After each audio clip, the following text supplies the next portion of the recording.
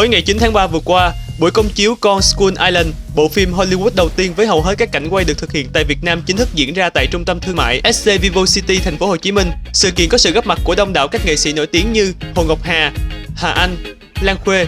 Một sự cố bất ngờ diễn ra là sân khấu tổ chức chương trình bốc cháy khiến khách mời và khán giả hoảng loạn sơ tán khỏi hiện trường. Tuy nhiên, sau sự cố, ban tổ chức vẫn mời các nghệ sĩ khách mời vào bên trong rạp cùng thưởng thức bộ phim bom tấn này một cách trọn vẹn. Nói về sự cố này, đại diện của rạp chiếu phim CCTV cho biết.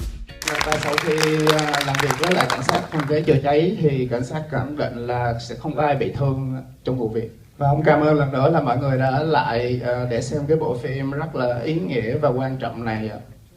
Because this is the first Hollywood blockbuster movie shot in three beautiful provinces of Quang Binh, Quang Ninh and Ninh Bình in Vietnam.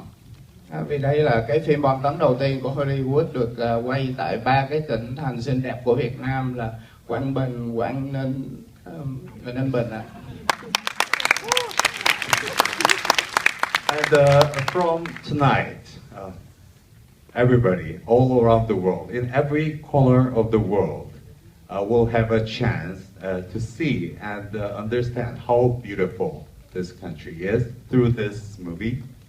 Và từ tối hôm nay thì khắp nơi trên thế giới mọi người đều xem được bộ phim và thấy được là Việt Nam đẹp như thế nào.